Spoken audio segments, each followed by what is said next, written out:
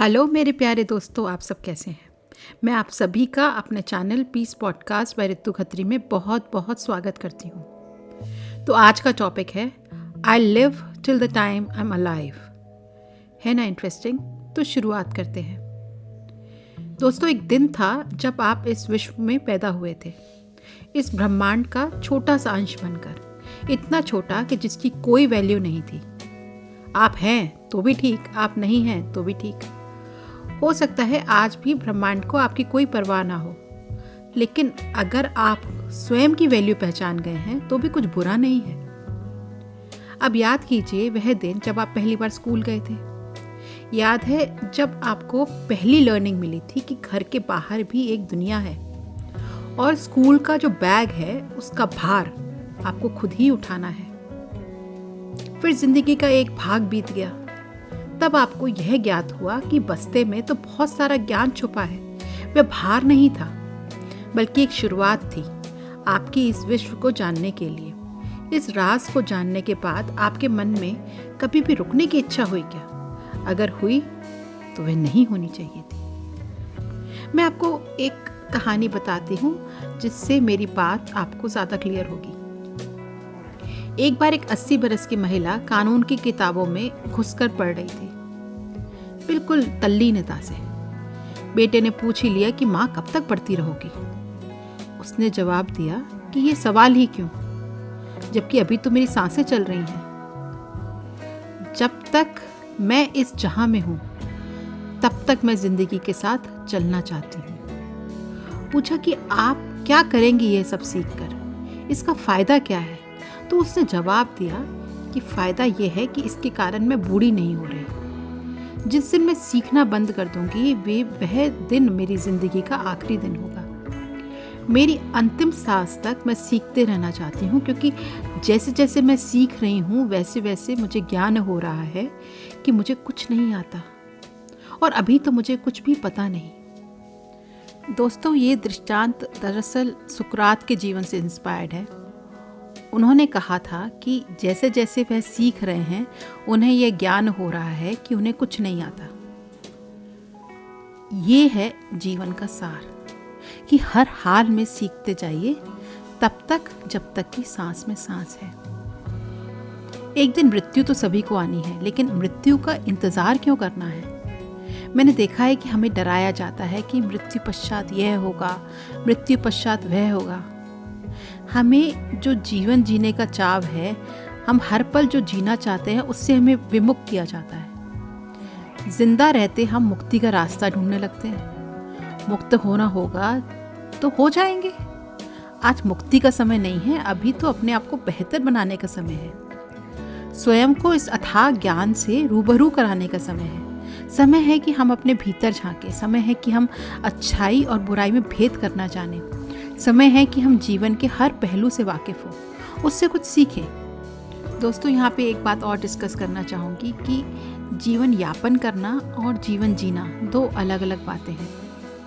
मतलब आजीविका का अर्जन और ज़िंदगी को जीना दो अलग अलग रूप हैं। हम में से ज़्यादातर लोग केवल जीवन यापन की तरकीबें ही खोजते रहते हैं, बुद्धि तक सीमित हो जाते हैं।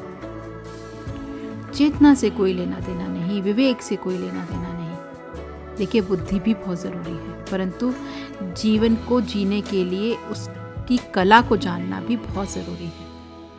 और हम इस कला को हर पल सीख सकते हैं और इस जीवन यात्रा का आनंद उठा सकते हैं। स्वामी विवेकानंद के पास जीने के लिए मात्र 39 वर्ष थे, परंतु उन्होंने अपने इन 39 वर्षों को भरपूर जिया, भरपूर ज्ञान अर्जन किया और हमारे लिए भी अपने ज्ञान का प्रकाश फैला गए।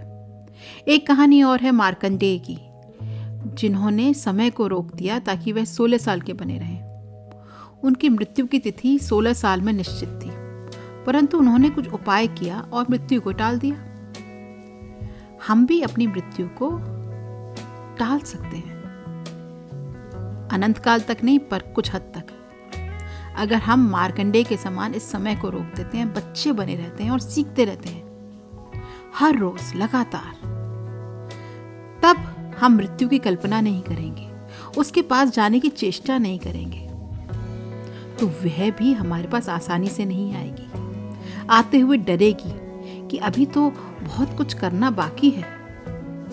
फिर जिस दिन उसने आना होगा तब उसका अनुभव भी ले लेंगे। आखिर वह भी तो एक सत्य है। लेकिन जब तक वह नहीं आए तब तक जीते रहिए और सीखते रहिए। ईश्वर ने हमें पैदा करते हुए कोई पक्षपात नहीं किया। उसने किसी को बुद्धिमान और किसी को औसत नहीं बनाया। हमने यह यात्रा जो है वो खुद ही चुनी है कि हम क्या बनना चाहते हैं।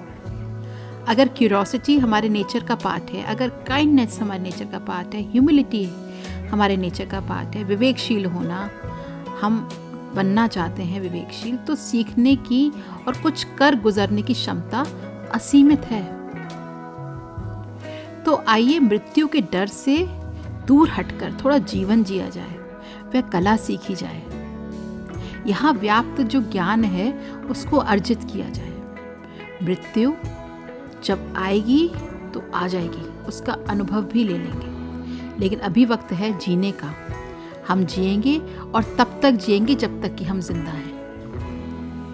तो फ्रेंड्स, आज का संदेश कि आपका माइंड आपके लिए ब्लॉकेजेस क्रिएट करता रहता है, तो अपने माइंड को रीवायर कीजिए, उसको रिमाइंड करवाइए, उसको इस तरह से प्रोग्राम कर लीजिए कि उसे पता हो जाना चाहिए कि कुछ भी हो जाए यह व्यक्ति रुकेगा नहीं, यह चलता रहेगा अपनी उस जर्नी पर जो सृष्टि ने उसके लिए रची है।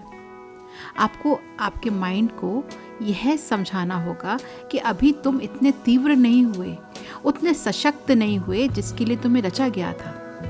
उस तीव्रता को पाने के लिए, उस शार्पनेस को पाने के लिए अभी बहुत कुछ सीखना बाकी है। तब तक तुम कुछ नहीं हो। जिस दिन हम इस नथिंगनेस को समझ लेंगे उस दिन हम पूर्णता की ओर जाने लगेंगे। आपको मेरे पॉडकास्ट कैसे लग रहे हैं मुझे ज़रूर बताएं। मेरे चैनल को सब्सक्राइब करें, मेरे वीडियोस को लाइक करें, शेयर करें, कमेंट करें। ईश्वर अपना अनुराग आप सभी पर बनाए रखे। बहुत बहुत धन्यवाद। बहुत जल्द ही आपसे एक नए टॉपिक के साथ में मुलाकात होगी। तब तक के लिए बाय बाय।